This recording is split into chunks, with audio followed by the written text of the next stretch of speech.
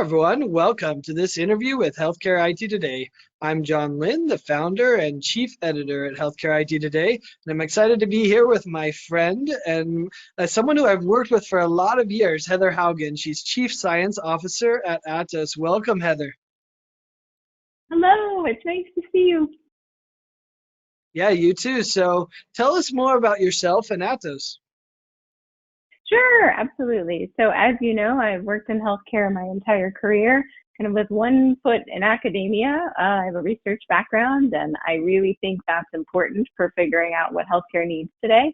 And the other in industry. I work for Atos as their Chief Science Officer. And if we could bring one thing to healthcare in North America, I think it's ensuring that when technology is used, it brings real value to the organization. Kind of my mantra is provide time back for patient care. So that's what we're doing. Well, and I think that's something that I've been impressed with. As I said, I'm your friend. I've known you for so long, and I've been impressed with the way you approach things and the way that Atos approaches things. So, from your perspective, what are you seeing in how organizations are managing change well and not so well? I mean, I think the changes have been off the charts this past 3 months with the pandemic and everything that's happening. So what are you seeing that, people are doing to manage that change well and maybe not so well? Yeah, I mean, talk about change, right? From our personal lives to across the gamut. So for sure, healthcare is managing a fair amount of change. And I got really interested in this area when we watched healthcare organizations manage the change associated with an electronic health record implementation. So a huge transformative clinical and business process, and really struggled. I mean, we watched organizations that did better and had kind of a productive journey. And then we watched organizations that just plain continued to struggle. So we could talk for hours about organizational change management, but I would tell you that I think there's some real key components to that process that if healthcare leaders and organizations did, that they would help ensure that that process was more predictable. I don't think you get to a place where it's easy, but I think you can get to a place where it's a little more predictable. Wow, that's a great way to put it because change is never easy. I think that's true across every organization, but I like the idea of making it more predictable. What are the things you need to do to make it more predictable? Yeah, so one that I would start with is engagement from a leadership perspective. And we say those words, it's like, gosh, that means a lot of things. And it's the tone that we establish and how we communicate the change that's coming. It's our understanding of the purpose of the technology that we're adopting, whether it's an electronic health record or a new financial system or a telehealth system. But one of the things that we see a lot in organizations that is a bit of a challenge is the many, many priorities. And I hear healthcare leaders say, that's not going away anytime soon. We're going to have a lot of priorities and that's not going to change. And so when we talked about prioritization, that didn't ring as true with them. But I'll tell you what does ring with them. And that is this concept, and we kind of borrow it from Jim Collins, of the stop doing list, right? So if you have an EHR replacement and COVID and your new oncology building, is what are some of the things that we're not going to do while we're doing some of these larger IT transformation projects? Because the truth is that physicians and nurses and pharmacists are really tired of that amount of change. And so if we can take a couple things off their list, it does absolutely help us to do the other ones really well. No, I like that. And I think that we're not going to see fewer changes. In fact, we're seeing more of about prioritization of changes. But I think the other key component to me is how do you communicate the priority list to your end users so that they understand and bought into it. But what's been your understanding of how to communicate effectively the changes that are needed? And really, I guess communication's at the core of kind of the leadership element you talked about as well.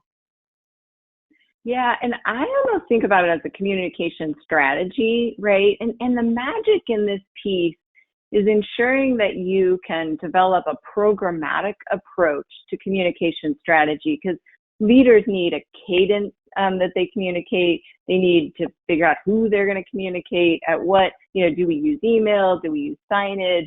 And every organization is a little different. And so that balance between programmatic and then the customization. So, we have organizations where it's like, wow, this is a very formal communication organization, and pretty directive in how they speak and how they interact with employees, all the way to this very collaborative and thoughtful. The cadence and the process are the same, and then the customization that you do is around the tone of that and the respect for the culture and those pieces. But I will tell you, we hear this regularly from organizations is they over communicate. And so one of the things we oftentimes struggle with is getting the cadence to the right communication at the right time for users. And it's tough because technology projects sometimes get delayed or moved. And so we're constantly moving through this cadence, but it is programmatic. And that's the piece that I think is so important, is we decide what we're going to say and when we're going to say it long before go live. Could you give us some examples? I mean, I know you have a lot of experience in the EHR training. What's the cadence that makes sense, and how do you approach that? Or, you could also use one of the other areas of Atos. I know you do a lot in security, et cetera, or, whatever you're familiar with. What's a good cadence and a good approach to ensuring that it gets communicated effectively?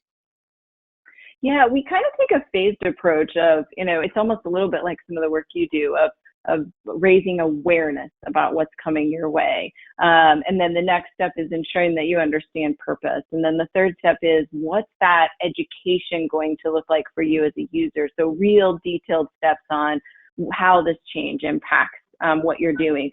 One of my favorite stories is we do something called sizing the change for users. I walked into a healthcare organization earlier in my career when we were working with end users doing EHR implementations. And there was a woman there who had been with the organization for 20 years, was an incredibly influential person in the organization, probably got more accomplished influential-wise than some of the formal leaders. And yet the change that was coming was so overwhelming to her that she considered leaving her job, right? Is that she was like, this is too much. I'm not doing it this way. And so we sat down and talked about the portion of her job that's changing and the portion of her job that's staying the same. And so at Atos, one of the things we started doing is taking these big technology projects, whether it's an IoT or a telehealth, sitting down with a physician and being like, what part of your job changes when you do telehealth and what part of your job stays the same? And those pieces are very important. And I think, a lot of times users think it's 80% change and 20% stays the same. And I would make the case that often we can talk about the 20% that changes and the 80% that stays the same. So telehealth is a good example right now where we're seeing that behavioral and technology and process all in one. That's great. I love that comparison of what changes and what stays the same, because we fixate so much on the change that we don't realize, or we almost negate the things that stay the same. That's great. I think it also reminds me of a phrase I've heard often right now, which is disappointment is about failed expectations. And so communicating effectively what the change is going to be and understanding that, oh, the change is smaller than I realized, I think that helps build expectations the way that it needs to. But I think another key that you kind of talked about there was really gaining buy-in from the users. What's the key that you found to really gaining that buy-in? Because if you don't have the buy-in, any project, regardless of how much it's going to impact the organization for good or bad, is going to fail if you don't have user buy-in. So how do you do that effectively? And I think that's even more challenging right now when they're really distracted. Right? What kind of distracted environment are we in, where in their personal lives they're disruptive, their professional lives are disruptive? So what's your thoughts on how to approach getting buy-in from end users? So you know this about me, and I'm going to talk a little bit about education here, just because I truly believe that respecting the end user in these technology processes is about ensuring that they have what they need. It's not uncommon. We go through a big technology change. Another example might be, we're talking about doing IoT for temperature checks and for hand washing and things like that in healthcare, and we're doing some good work there. but it requires a fair amount of workflow changes and education for those users. And so one of the things that I strongly believe is that we sometimes use training and education as an insurance policy to ensure that our technology implementation goes well. So as you know, I love this topic, and I think education is very important. We have to prioritize it. It's something that oftentimes gets forgotten. And at the same time, when we start to go through this process and things get stressful, simply adding more education because we have a policy change that we haven't communicated well, or we don't understand the workflow, and you just throw that into the training bucket, is not a good respect of the end user's time, right? So if you can teach me to do something in 3 hours and you spend 6 because you just don't understand how the technology impacts the entire organization, then I'm frustrated as an end user. And I think that's sometimes where we get to, is we feel this resistance and pushback from physicians or nurses, and we go, well, you just don't want to do it this way. And it turns out that we just haven't been very clear about what our expectations are of what we want you to do. And we're creating a fair amount of workaround for you, which causes your productivity to go down and your accuracy in your job to go down. So that respect for the user requires that we get really prepared and help them understand what their new role and how it's impacted. The other is just acknowledging it's a journey. I mean, I think we've gotten better about this in some of our big implementations, but it used to be, it's like, it's a project and it's over and everyone just goes on and keeps doing what they're doing and you do it really well and you do all your other jobs at healthcare at the same time, right? But the truth is it's hard and there's challenges and there's going to be problems and we're going to have to rework it and we're going to have to do it differently, and med reconciliation is going to be done differently. And because COVID happens, the rule that we sent or the policy about our EHR is now changing. Right? And so we're going to have to educate people and be thoughtful about the fact that we've changed something and it's going to take some time to adopt.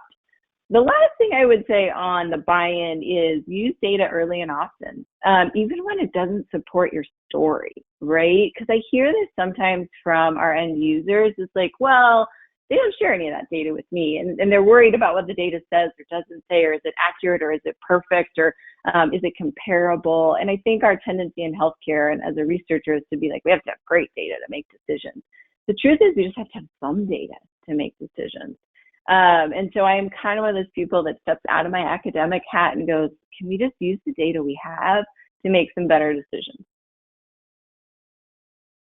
I love it. And I love that Atos has put such thought into the process, because I think people don't understand that in healthcare, if you don't do the right process, you're not going to get the buy-in. So I think it's impressive, and even more impressive that you said less is more, which I think is an important principle. Sometimes people say, oh, process means that I have to do more. I need more education as part of more process, as part of more project management, as opposed to, if I'm doing this right, I may actually do less. In fact, that would be actually my question for you too. Like, I love that you have this process that's done, pretty comprehensive across leadership, across communication, across a lot of important areas.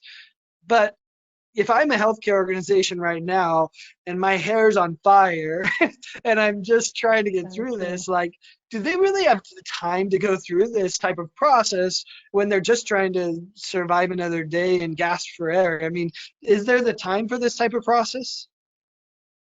That is a really fair question. And I think we were tired of change before COVID in healthcare, right? We were doing more with less people, with lower margins. And so it's an incredibly fair question. And I don't want to be trite in my answer, but I also think that when you do this well, it takes less time, but it does require more discipline. Right. So that comment that I made before is, I can make it more predictable, but not easy. I think we can bring discipline to a process which causes less rework and less frustration for people, which typically results in less time being consumed. So yes, I do think we can do it. I think it takes less time when we do it well, but it's a pretty precise process that we have to follow, and we guide organizations through that. Again, no matter what technology you're talking about, these premises and processes really get baked in, and we cut our teeth on EHR, and now I feel like there's a lot coming healthcare's way that could be applicable to the same concept. That's awesome. And I think that's spot on, that healthcare is going to continue to change. So thanks so much, Heather, for sharing all your insights. I always appreciate learning from you. And, we've been here with Heather Haugen. She's Chief Science Officer at Atos. Thanks, everyone, for watching. If you want to find more great health IT content, check it out at healthcareittoday.com. Thanks, Heather. Thank you. It was great to see you. Take care. Stay well, everybody.